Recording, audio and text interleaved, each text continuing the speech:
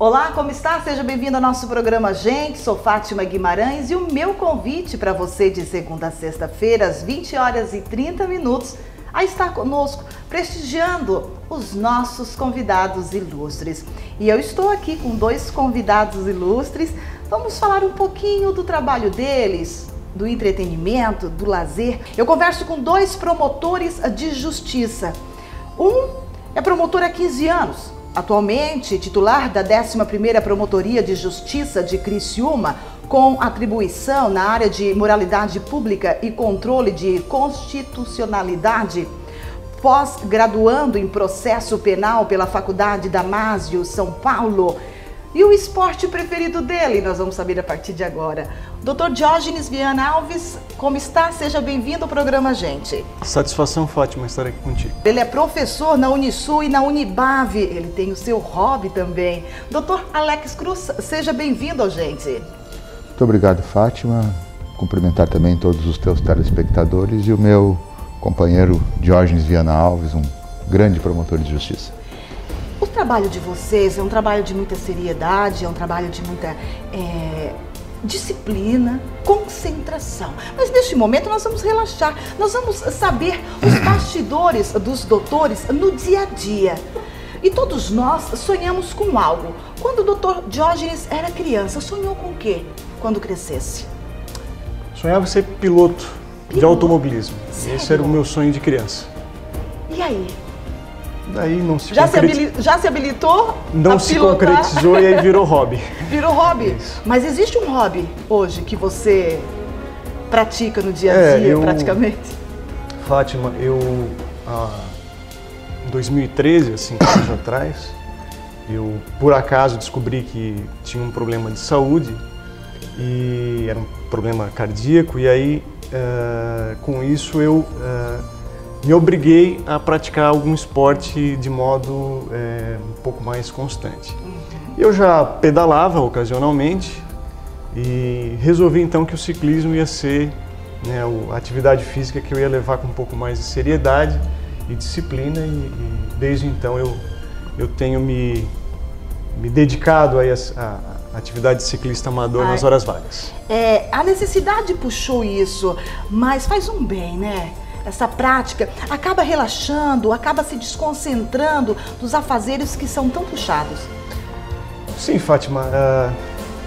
Na verdade, a gente tem um dia a dia tão corrido e logo depois que a gente passa no concurso, se envolve tanto com as atividades de trabalho, casamento, em seguida veio o filho, e a gente acaba se deixando um pouquinho de lado, né?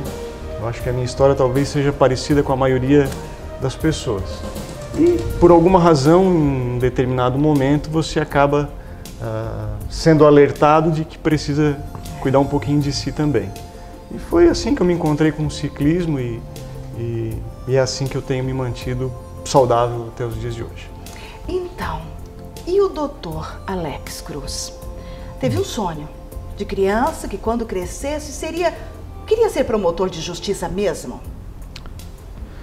Bom, eu sou filho de promotor, então eu me criei desde muito pequeno dentro de uma promotoria.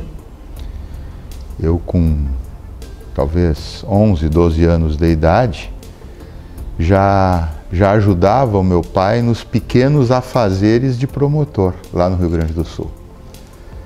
Então sempre foi um ambiente muito familiar para mim, né? Mas eu também tive alguns sonhos meio malucos na vida, né? Numa certa fase eu tinha vontade de ser piloto de avião. Já havia meio que uma predestinação a ser integrante do Ministério Público. Muito jovem eu passei no concurso para promotor com 22 anos de idade. Os pais sempre incentivaram ou estava dentro de você, eu quero ser e pronto? Tem uma influência paterna. Sempre, né? Porque eu sempre admirei muito aquilo que o meu pai fazia. E o meu pai foi um grande promotor, um grande tribuno de júri. Fazia júris memoráveis. E eu achava tudo aquilo muito impressionante, né? Aquela luta do meu pai por fazer justiça, por fazer a coisa certa. Aquilo me impressionava muito, desde muito jovem, muito pequeno.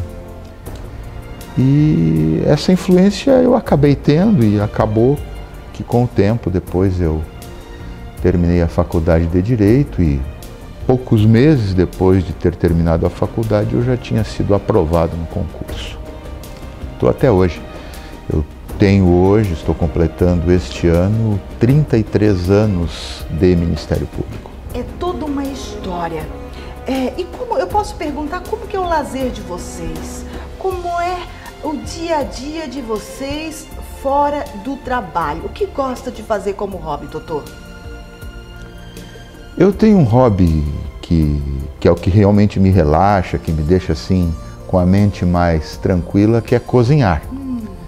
Gosto muito a esposa adora, então, gosto muito de receber os meus amigos em casa. O Diógenes e a esposa Renata são um dos casais que frequentam a nossa casa. O Diógenes, ele foi meu aluno e foi meu estagiário.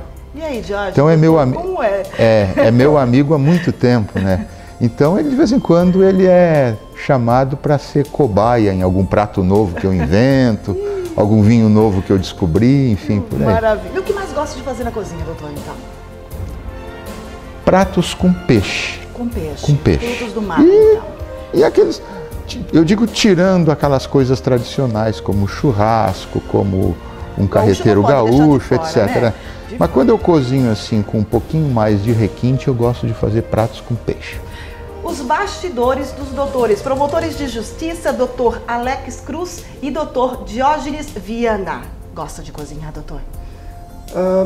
Não é a minha habilidade, digamos assim, que mais se destaque, mas eu também gosto. Coisas simples, eu não sei, eu não tenho a habilidade que o Dr. Alex tem para cozinha. Ele faz pratos realmente maravilhosos, ele tem uma mão muito boa para isso, né? Precisando de cobaia. Mas, Fátima, eu, não querendo interromper a tua rotina de perguntas e o nosso bate-papo, mas eu gostaria de te contar, aproveitando a presença do Dr. Alex aqui, ele já destacou que nós somos grandes amigos. Na verdade, a nossa relação vai até muito além disso. O meu sonho de ser piloto acabou aos 19 anos, quando eu vi o Dr. Alex atuando num júri em Araranguá. Eu era estudante de Direito e ele promotor lá à época, um caso rumoroso na cidade, enfim. O júri foi até realizado fora do fórum, porque era um evento realmente que cativou a cidade de Araranguá na época. E naquele dia, eu vendo a atuação dele, eu disse, é isso aí que eu vou querer ser. E por coincidência, alguns meses depois, eu me tornei aluno do então professor Alex, e em seguida ele me convidou para ser estagiário dele. E aí, quando o professor Alex veio para Criciúma, eu em seguida vim com ele, fui estagiário do Dr. Alex durante 4 anos.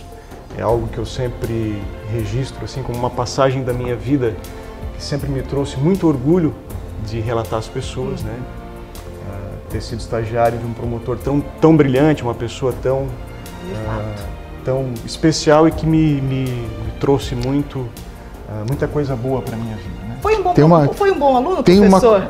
Eu vou contar uma curiosidade. O Diógenes, na verdade, eu sempre brinco com ele que ele não é meu amigo, ele é o meu filho mais velho. Olha só. Né? Ele é o meu filho mais velho. É uma relação muito paternal, é um sentimento muito paternal que eu tenho em relação ao Diógenes, à própria Renata, que estávamos juntos, presentes em vários momentos, em várias passagens da vida dele. Mas assim, quando o Diógenes era meu aluno lá na Unisul de Araranguá, eu estava, na época não era processo seletivo para estagiários. Normalmente os promotores davam aula, tinha algum aluno que se destacava e convidava para ser estagiário, processo que é de mais ou menos 2 décadas atrás. E o Diógenes, eu não tenho medo de errar e de dizer, fui professor de muita gente inteligente, de muitos alunos brilhantes, hoje profissionais assim destacadíssimos na magistratura, no Ministério Público, na advocacia, enfim, vários segmentos aí da atividade jurídica. Mas algo chamou a atenção no Diógenes. Mas o Diógenes foi o melhor aluno que eu tive ao longo de todos os meus 25 anos como professor. E quando eu estava precisando de um estagiário, tinha uma vaga aberta, ele disse: esse rapaz leva jeito, eu acho que eu vou convidá-lo, mas antes eu vou fazer um teste com ele.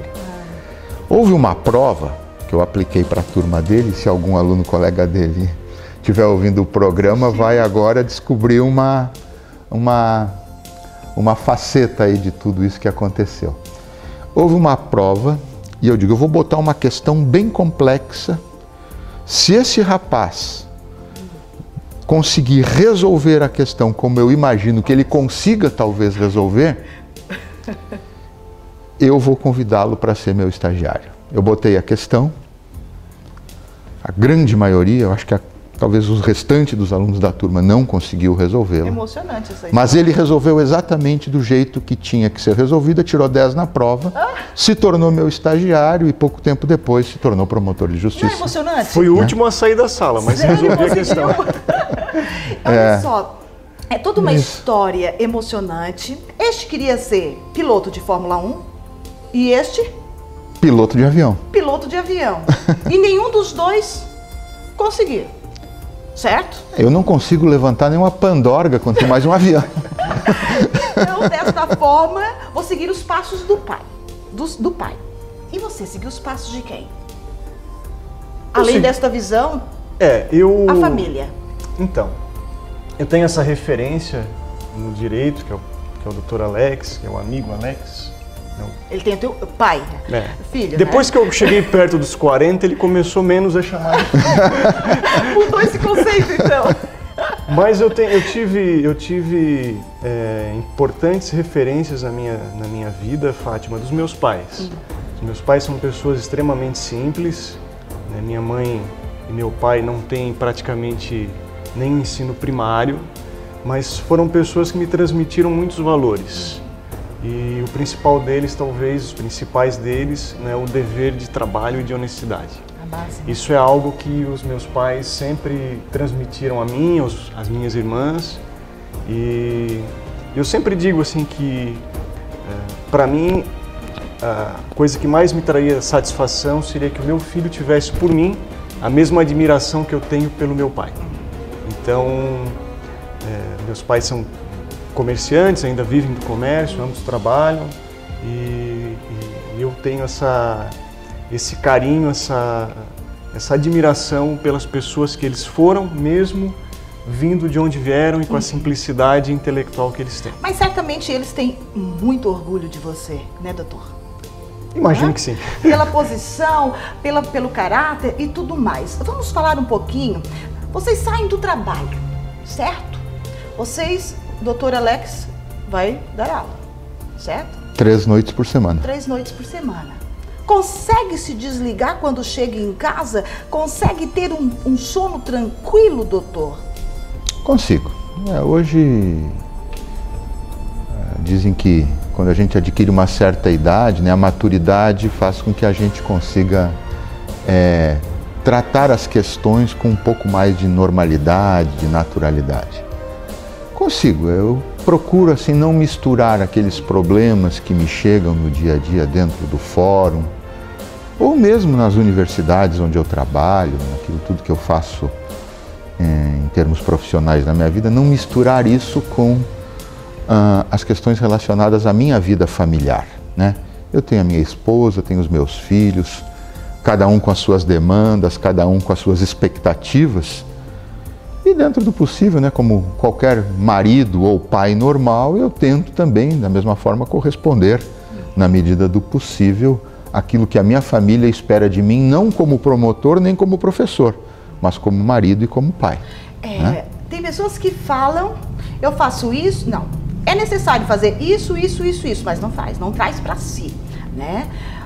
Você tem qualidade de vida no quesito exercícios, alimentação, já que gosta de cozinhar, sabe o que é bom? Sim, eu acredito que sim. De uns tempos para cá, minha esposa se especializou em cozinha low carb, que é a cozinha com pouca ou baixo volume de consumo de carboidratos e açúcares e tudo mais. Então a gente, no nosso dia a dia, a gente utiliza cozinha saudável, tanto eu quanto ela hoje cozinhamos dessa forma. E a nossa comida, no geral, somos nós mesmos que preparamos. Certo. E eu faço, de segunda a sexta, eu faço academia. Então, segunda, quarta e sexta eu faço treinamento funcional e musculação. E terças e quintas eu faço pilates. Certo. Então eu tenho uma vida alimentar, graças a Deus, bem saudável, cuidada principalmente pela minha esposa, e tenho uma vida assim de atividade física também, porque depois que a gente adquire uma certa idade, como eu já estou nesse patamar, né? Então é preciso que a gente também incremente alguma coisa de atividade física para poder manter um pouco da qualidade de vida. A prevenção se faz necessária, tem que começar desde cedinho. Igual quando eu entrevistei uma geriatra, ela disse, eu perguntei, quando que a pessoa procura um geriatra? Quando ela sai do pediatra. E tudo isso é uma prevenção. Depois do intervalo comercial, o Dr. Diógenes vai contar se ele tem uma boa noite de sono depois que ele sai do trabalho, se ele consegue realmente relaxar, como é a alimentação. São os bastidores destes grandes que fazem a diferença. 2 promotores de justiça, Dr. Alex Cruz, Dr. Diógenes Viana Alves. É um instante só.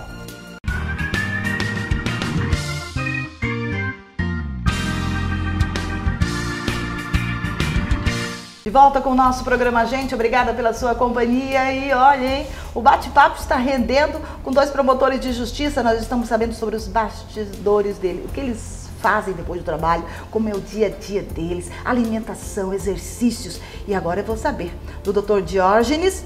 Ele sai do trabalho. E aí, consegue relaxar? Consigo, Fátima. Eu tenho uma vida bem organizada, assim. Uma das coisas que eu priorizo na minha vida é a organização. Então eu tenho uma rotina, além de fazer uma boa alimentação, né, livre de carboidratos também, como o Dr. Alex. A base de alimentação minha são gorduras saudáveis. Eu tenho feito isso ao longo de um ano para cá e o resultado foi fantástico. Segunda-feira saiu do fórum direto Pilates. Terça-feira é o dia de alimentar a alma. Então eu vou ao centro espírita, eu sou espírita há alguns anos. Quarta-feira é o dia de pedalar à noite. Quinta-feira é o dia de descansar e dedicar um tempo para a família. Sexta-feira, Pilates novamente. Final de semana, sábado e domingo, sempre com pedal. Raridade. Só porque é promotor de justiça que tem toda uma organização, desde quando faz isso?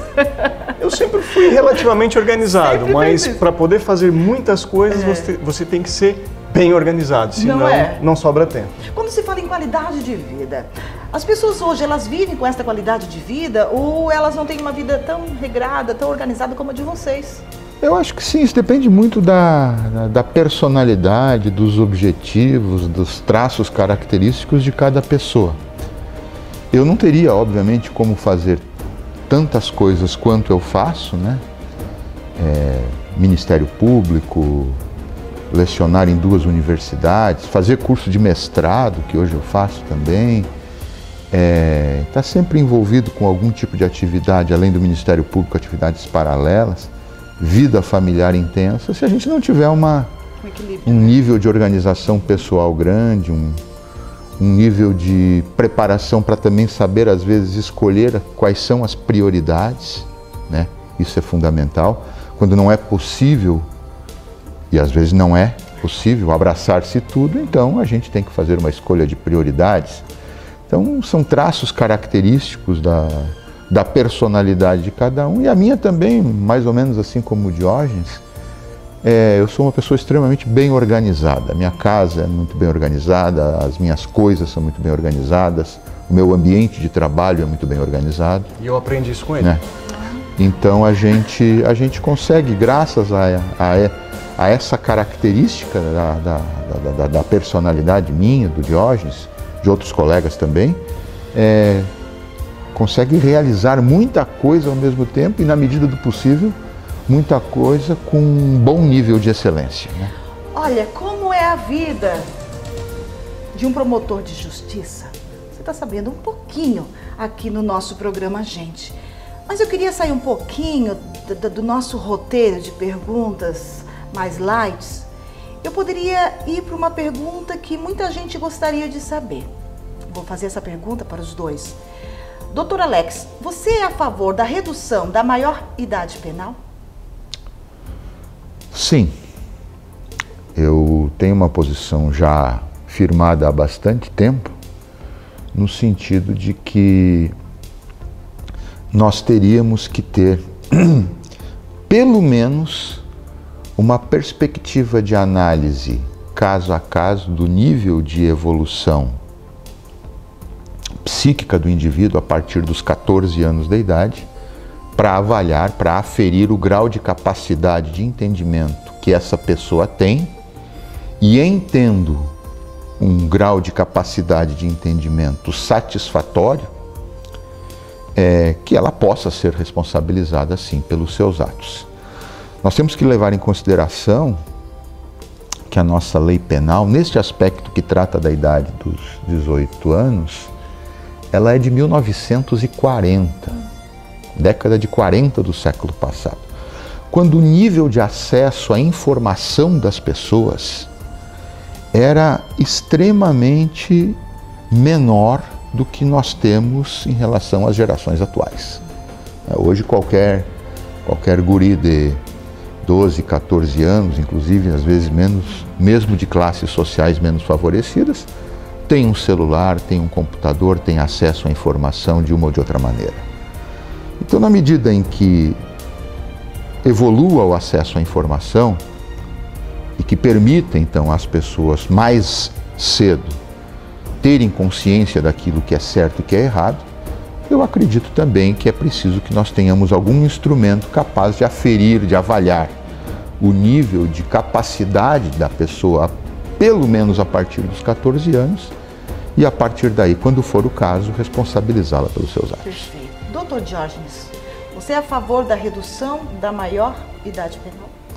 Fátima, eu vou numa linha parecida com o Dr. Alex. Eu penso que com as possibilidades de hoje, com as condições de hoje, aos 16 anos, o jovem ele já tem total capacidade de entender e responder pelos seus atos. Eu não iria a um ponto além, como vai o Dr. Alex, de entender isso possível até abaixo dos 16 anos, mas eu acredito que a partir dos 16 anos, isso na condição de hoje seria absolutamente tranquilo de ser revisto, né?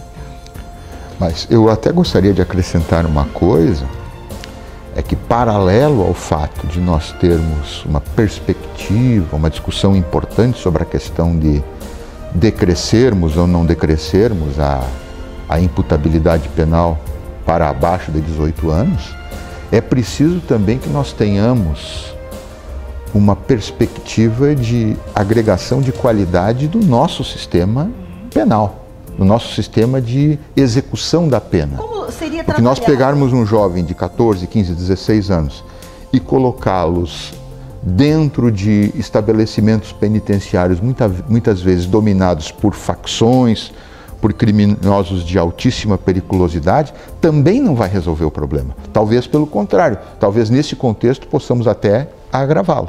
Então é importante que, na mesma medida em que nós defendamos um processo de redução da idade penal, mas que nós paralelamente defendamos também um investimento muito mais efetivo por parte do poder público em programas que permitam, especialmente a esses criminosos jovens, cumprirem, se for o caso, a sua pena, mas dentro de uma perspectiva ressocializatória que possa realmente fazer com que eles, depois de cumprirem a pena, voltem um pouco melhores para a sociedade. Tem como mudar isso?